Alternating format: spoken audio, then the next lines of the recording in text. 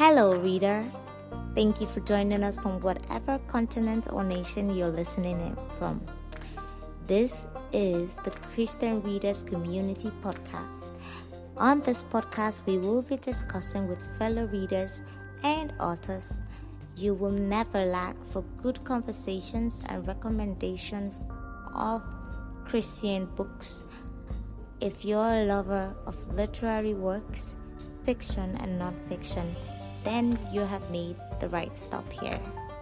Thank you for joining us again, and I hope you listen to every podcast that we get to put out for you. Thank you.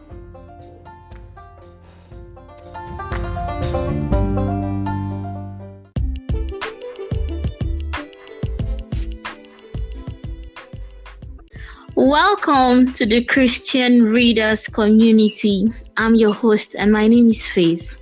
Thank you to everyone who is listening to us right now and wherever you're listening to us from. I'm so grateful and I'm excited that you're taking out the time to listen to this.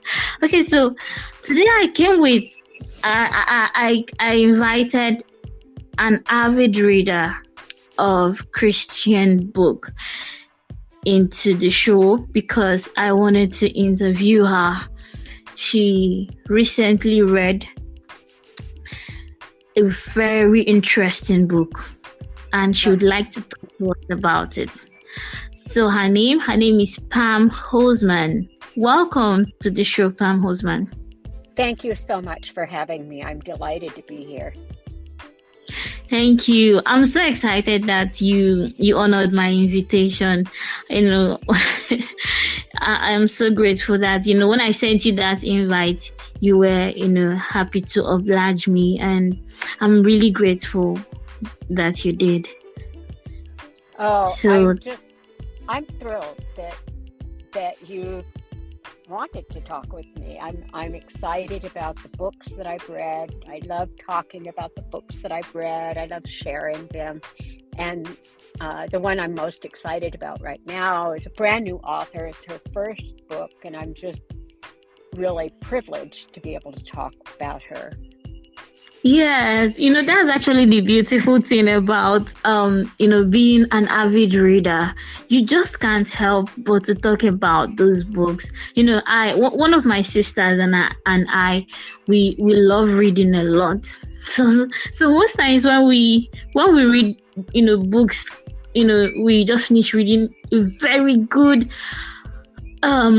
fiction book, a good Christian book that we couldn't put down on, that we couldn't turn the pages fast enough. At the end of the book, at the end of reading, we always talk with each other. Let's say, okay, I'll just approach and I'll tell her that, oh, I just finished reading this book. It was so interesting. And yes, that's actually why we decided to start something like this, a podcast where readers who couldn't help themselves from talking about the books they've read to, talk to us. And I'm really, really glad that you're one of them. And I'm so happy to have you here. So without wasting much time, I'll just go on ahead. I introduced you earlier as an avid reader, but I would like to know more about you. And I'm sure that our listeners would like to know more about you. So tell us a little about yourself. Oh, okay. Well, I am a wife, a mother, a grandmother, of 4 adorable grandchildren, and I am a retired teacher. I have taught English for about 30 years and finally decided it was time that I had paid my dues and I could take some time off. And so I've retired. I live in Southern California, and I'm a volunteer at the San Diego Zoo. You may have heard of the San Diego Zoo. We are world famous, and it's my happy place. I almost would rather be at the zoo than any place else in the world. And as a matter of fact, I'm at the zoo right at the moment. But I am.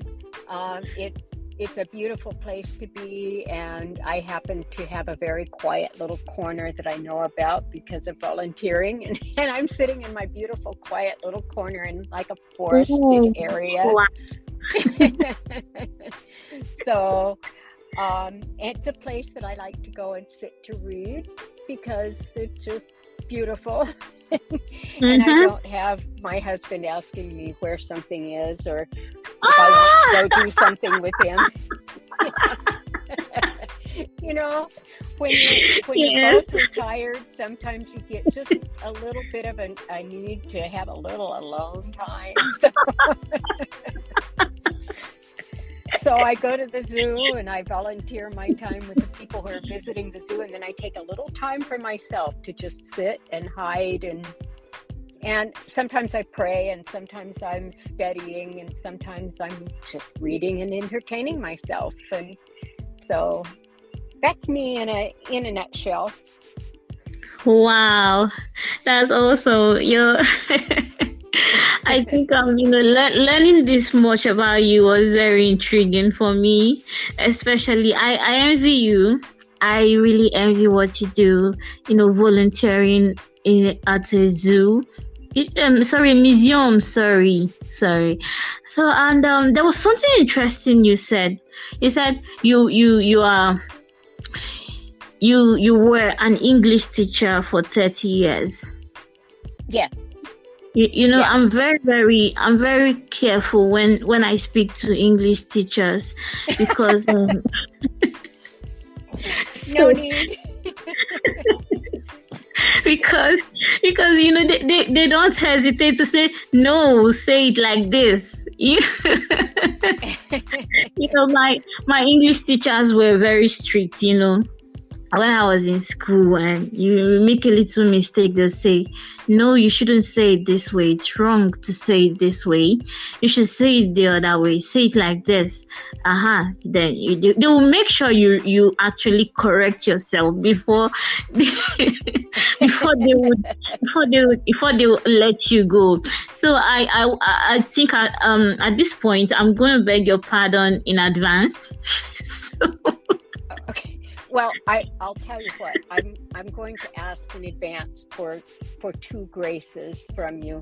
And one is, I forgot to mention that I am very hearing impaired. And so if I answer the wrong question for you, just let me know.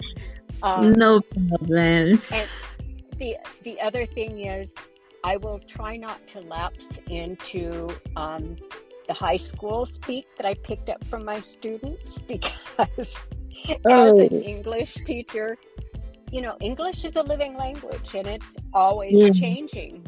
And so I picked up a lot of things from the kids that sound a little bit funny coming from a grandmother's mouth. So I try real hard not to slip into saying things like, oh, my bad. Yeah. So forgive me ahead of time if I do.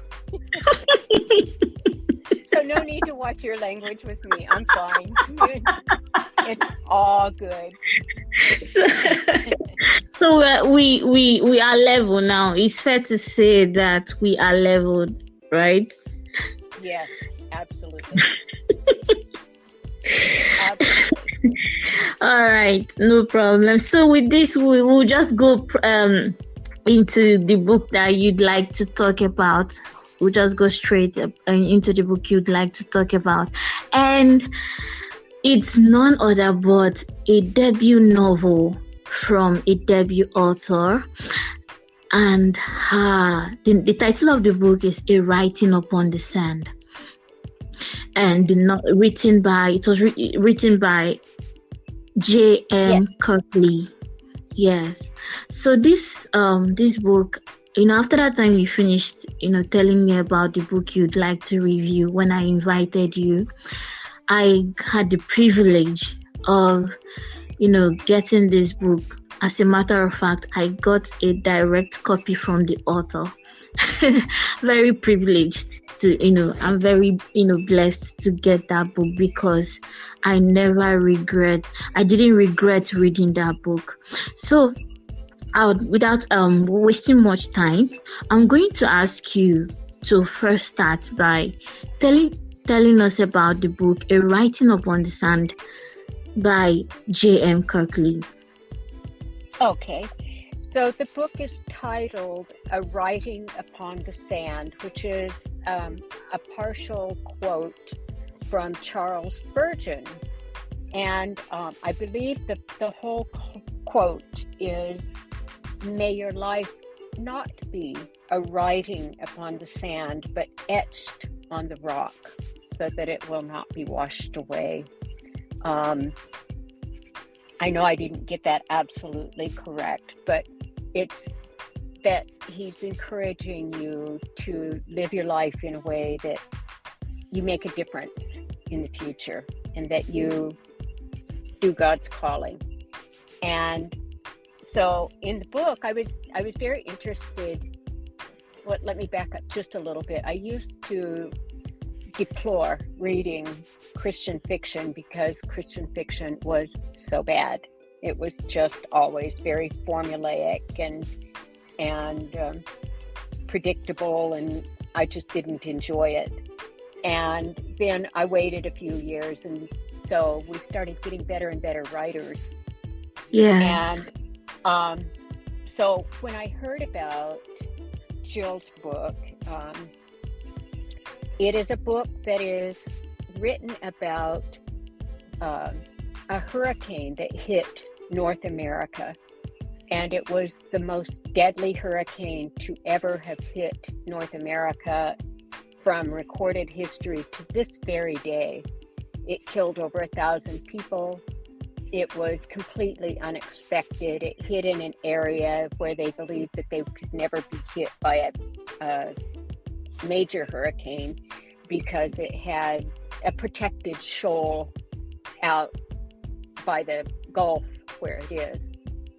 And as a child, my parents took us to Galveston, Texas, to play in the Gulf of Mexico, where this book is set. So that was appealing to me, because it was an area that I had very tender and loving moments and a lot of fun as a child playing in the water, and never experienced a hurricane there or anyplace else. I have experienced the tail ends of hurricanes. My sister lived for over 50 years in Hawaii, and if I wanted to visit her, I had to go over there, and their hurricane season is in the summer, which was, of course, as a teacher, the only time I could travel. But they lived on the protected side of the island, so when the hurricane would hit on the far side, we didn't worry about it too much. It just rained on our side, and it rains every day there anyway, so it wasn't anything unusual for me. So I didn't ever feel like I had experienced anything of a hurricane. And I thought, well, this will be an interesting book to read about this very big hurricane. I knew about what tornadoes did, coming from the area of America that I came from that had tornadoes. I never had to live through one, but I did witness the aftermath of them, and I knew people who had lost everything to them. And so I imagined it would be something like that, where somewhat unpredictable and quite devastating. And I wondered, what am I going to learn reading a book that is about a group of orphans and the main character who is a tutor for a well-to-do family? What am I going to learn from this, and what's the main story? So it was intriguing, and I set out expecting not very much, and so I was just going to be pleased to read the book, and I was captivated within the first 3 chapters. And before I got halfway through the book, I almost could not put it down. I annoyed myself by needing to put it down and take a break for some reason. But so the book is about this hurricane striking Galveston, Texas, which is a very protected cove in the Gulf of Mexico, and destroying an orphanage and taking over 1,000 lives, and then the aftermath and how people recovered from it and what happened to the town, so that it became the town that I later knew as a child. And that was intriguing to me, and that's the broad overview without giving away any big details or no spoilers yet. No spoilers. You know, I read this book, like I said earlier, I read the book, and funny enough, I remembered who made that quote in the story. I don't know who. I never knew that, it was that someone, a real life personality, or someone who lived, sometime, made that quote until you just said it. But when I was reading it, I remember someone, telling the main character, something, and he used that exact quote. May your name not be a writing upon the sand. But so I think that was the person was trying to reach out to the main character, whose name, by the way, was Emily. So I guess we can give away that much. The main character in the book, Emily.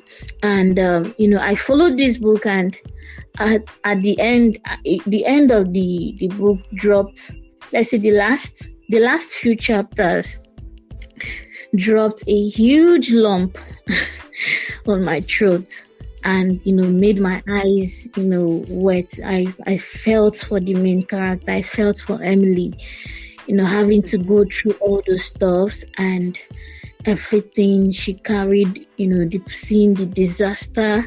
I just couldn't imagine that. I've never experienced a hurricane or a tornado or an earthquake, anything like that.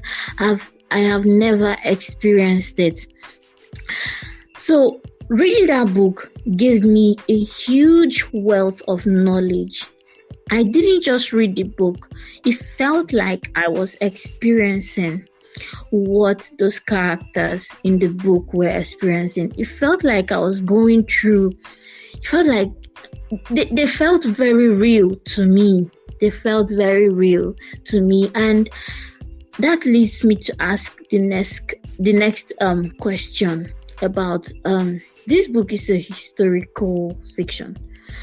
Is there anything that you didn't know prior to reading this book that you learned? Because a lot. There was a lot. As I said, I had never experienced a hurricane, so yes, that was a learning experience. And the way that you said that you felt like you had experienced it, you were able to step into the character's shoes and feel what they were feeling. That was exactly my experience.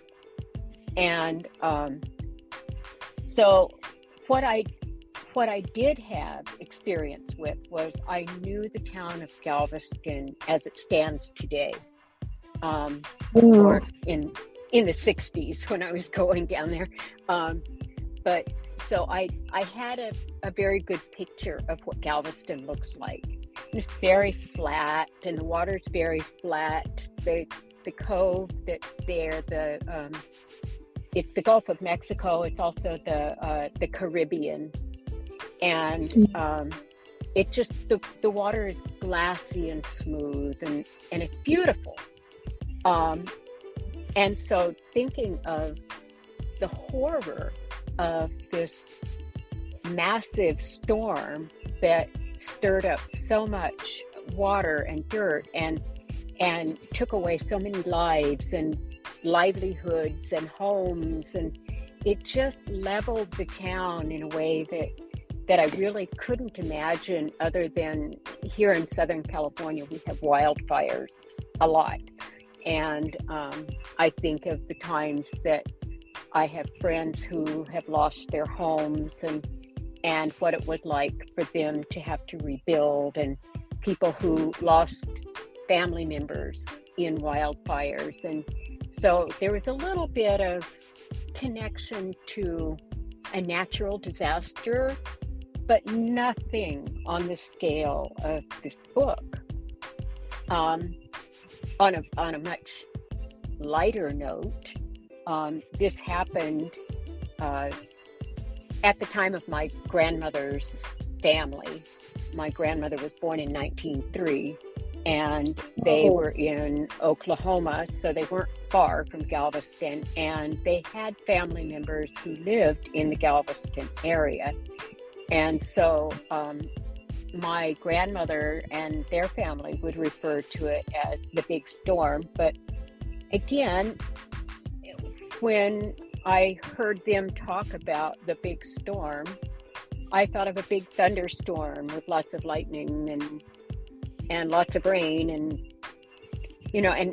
I guess I was really too young to put it together with how devastating it was, with like people losing their homes and things. So I have that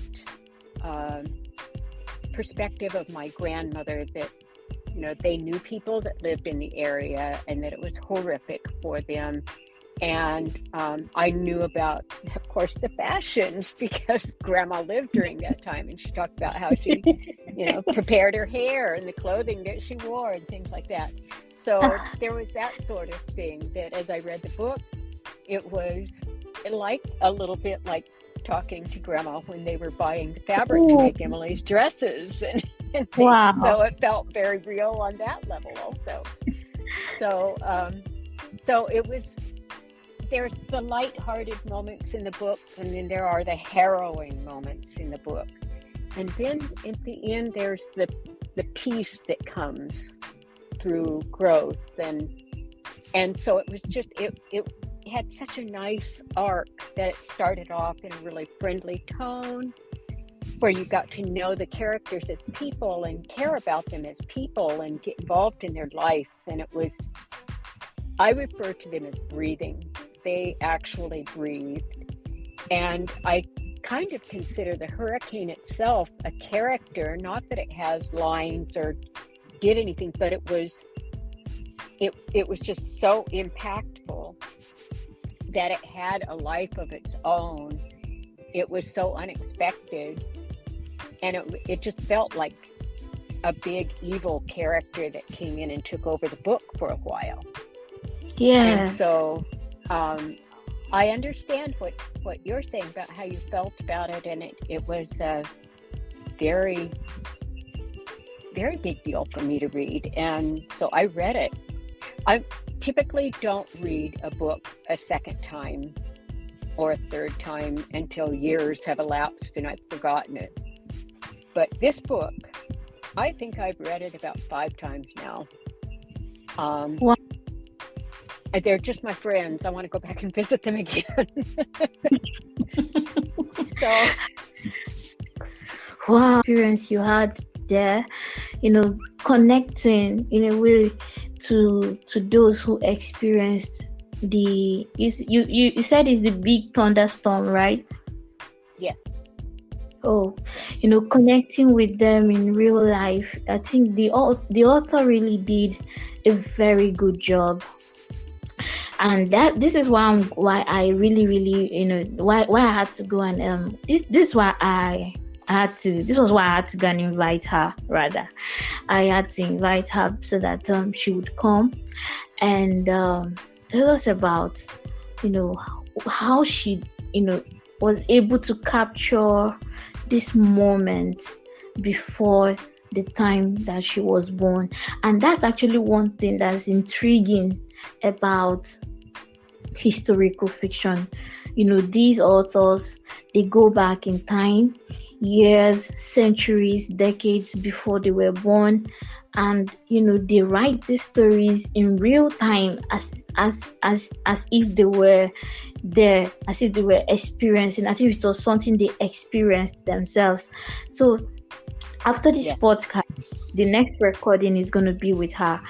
It's going to be with the with the author of this book, Jill. That's J.M. Kirkley. So I would like to urge every listener, everyone who is listening to us right now, to watch out for that. And Jill is going to be telling us so much. She's going to be telling us so much, behind the scenes about this book. So I'll go to the let me go to the next question that I want to ask you.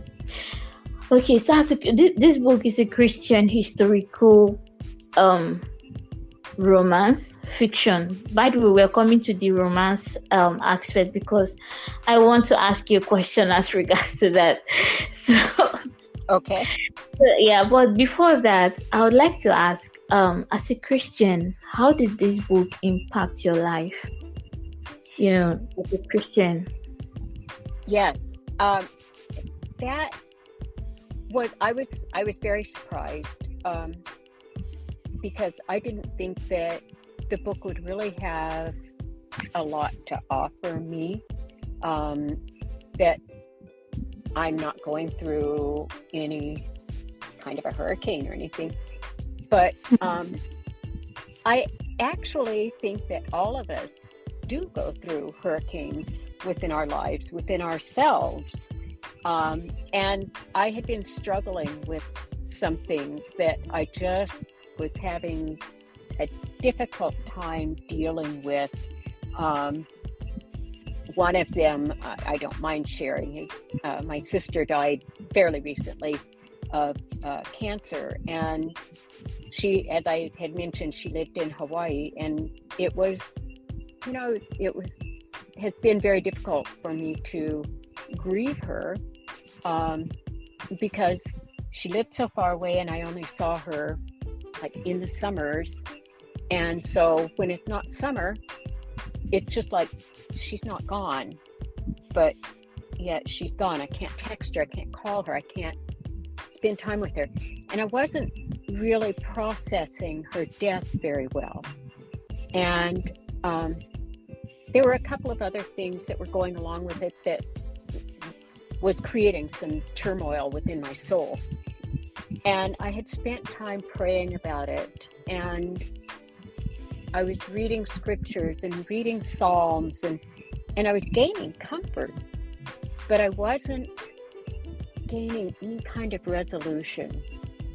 And as I read through this book, the things that Emily said and did, and not just Emily, but Estelle, her aunt, and some of the other characters, some of the things that they said and did within the book were things that resonated deeply within me. And it was like, that's how you handle something. I have to admit that this really is more stressful than I think it is. I am going through a hurricane right now. I have to recover from this hurricane of my soul. And this is how I can do it. And so I actually emulated some of the things that Emily said and did, or that Estelle said or did, and said them to myself as though someone outside myself were talking to me. And I prayed with that perspective that I got from the book. And it really felt like the Lord met me there. And it's difficult to explain that something so far removed from my experience spoke so intimately to me. But the Lord used it. And I think the Lord set this whole thing up long before the book was ever printed, long before I ever read the book. allowed me to go ahead and have that hurricane in my soul and struggle with it for a while, and be open to taking on another perspective. And so it was really that perspective of healing through the hurricane or after the hurricane that helped me grow the most.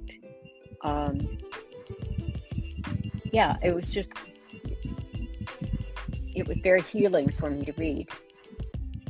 And I think other people would get other things out of it maybe, but I think that people who are hurting could read the book and find some solace there.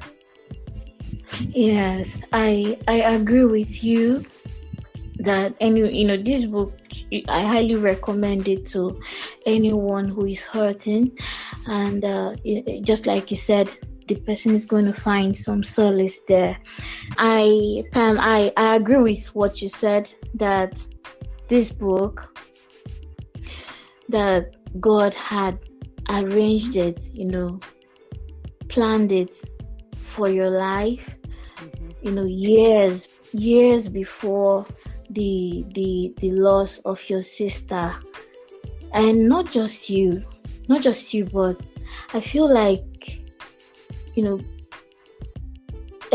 Jill, now that's J.M. Kirkley, I feel like she has done something good by presenting herself as a vessel that God would use to reach out to everyone who is hurting. And I would definitely I highly recommend this book to anyone who is going through any kind of pain, trauma, to read the book. By the way, I discovered that J.M. Kirkley is a counselor. And one of the things I'm going to be asking her, when I get the opportunity, is, how much she relied on her experience as a counselor to write this book, because it was wonderful. I don't know if anyone picks this book, if the person is ever going to regret reading it. So, but I agree. Yes. So before we go, because it's almost time to round, to draw the curtain. But before that, I would like to ask you this question. Let's speak about the romantic side of this book. What did you think about it? And did it bring any memory from childhood? Because you said earlier that you were a grandmother. So this means that you've lived decades before, some of us who are, listening to this podcast. So did the book bring back, let's say, any good memories? I know you said earlier about, you talked about how the book, connected you somehow to your mother, made you feel connected to your grandmother. So we want to go to the romantic side of this book. Did you feel any connection with it, or did you just feel like, well, it was a very good bonus, and was it just like that for you? It did. It brought back lots of wonderful memories of my childhood. And it also brought back memories of my youth as a young woman. I was a very prim and proper young woman, a lot like Emily. And I really identified with her. But here's what's funny is my husband reads military history, and he likes to read very manly books, and I said, I want you to read this book, and if for nothing else, I want you to read the hurricane part, but please just try reading the book. And after he'd been reading for about an hour, he goes, now, you know what, this is just so weird. And I said, what's weird? Because I care about these people. Now I want to read this book. So Wow. Someone who, this Awesome. was so far out of his genre, Uh-huh. any genre. Uh-huh. And he enjoyed it. He had absolutely definite opinions about who he liked and who he did not care for. And the ones he didn't care for were the ones that were the characters that you're not supposed to care for, the ones that are annoying.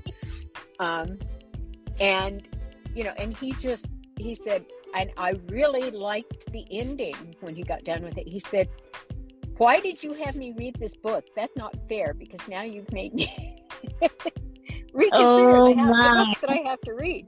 So I'm speaking for two of us here when I say, yeah, it really was a very fulfilling book. And some of the memories, you asked me that, I kind of got off track there, but some of the memories that came back to me were more than just going down to Galveston and swimming in the waters there, and more than my grandmother talking about things. I felt like it was family.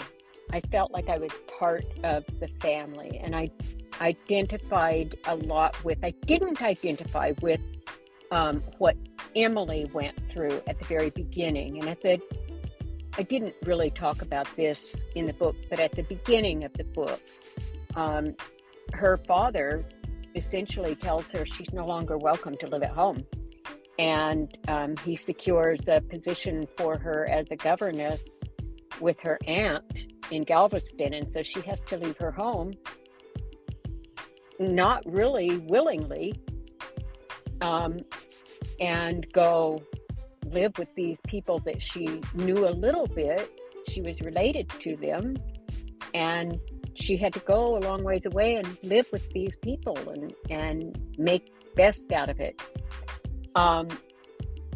So that I did not identify with, but my husband did. My husband identified with it. I identified with the whole family portion of it differently. And as I was growing up, my grandmother, as I mentioned earlier, had a very large family, and then each brother or sister had their own large family. She's the only one that only had 2 children. Everybody else had a minimum of 5 children. Some of them had 12 or 14 children. So I have lots and lots of cousins there. And every month, everybody would get together at one of the brothers or sisters' houses, and we would have a potluck, and the family would just all be together. And I had so many cousins, you know. But Emily was going to a new family that she was related to, and she was teaching her cousins. And, you know, and I just thought, oh, I wonder how many of my older cousins felt about me the way that she felt about her cousins. And I hoped that there were a number. Yeah. And it actually prompted me to reach out to a couple of my cousins and say, hey, I haven't talked to you for a while. I found them on Facebook, you know, hey, I haven't talked to you for a while. And, you know, I just wondering how things are going. And so I reestablished connections with some of my cousins from back then. And they told me things about the way that they viewed me as the little cousin. And it was so sweet. It was very fulfilling, and it was a very happy time in my life, and prompted me to reestablish connections with family. So that was a completely unexpected way that the book had affected me. And until you asked me this question, I hadn't really thought about it. But yeah, the book totally prompted that. Oh, there I go with my student speak. It totally prompted me that. You see, I am not the proper spoken English No, teacher. I agree. And I beg to differ now. And there's actually this popular phrase, once a soldier, always a soldier. So once an English teacher, always an English teacher. That is I the work full very stop. hard not to correct people's English on Facebook.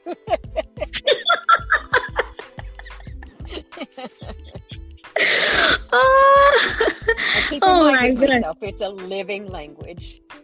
Mm-hmm. Anyway, but really, I don't blame my English teachers. Sometimes they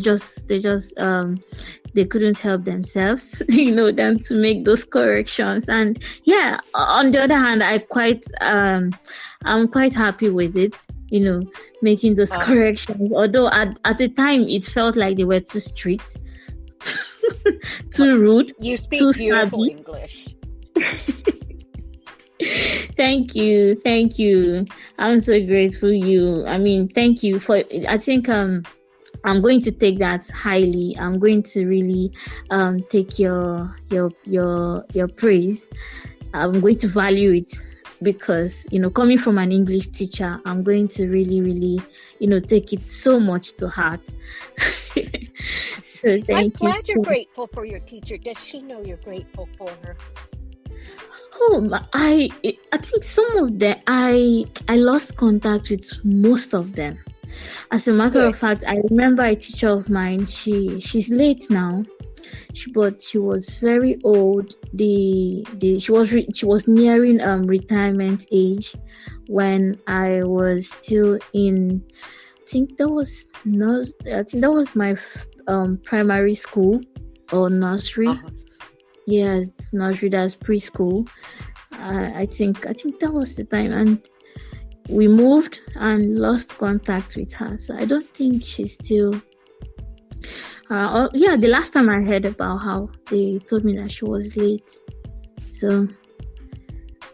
Well, if she's with the Lord now, then she does definitely know you appreciate her, right? Yes. Because the Lord makes all things known to us. Yes, and I went to a government school most of my school life. Yes, I went to government school because I grew up with visual impairment. So most of my teachers were nearing retirement. So I never really got the opportunity to say, okay, I'll go back and reach out to them. That was just the disadvantage I had, but but if I ever have that opportunity to say thank you to them, I'll do that with all of my heart. They were wonderful, very. That's good. Wonderful to hear. On their behalf, even it's always a blessing to me to hear someone say that their teachers were a blessing to them. So. Thank you for that. I felt blessed in hearing that story from you.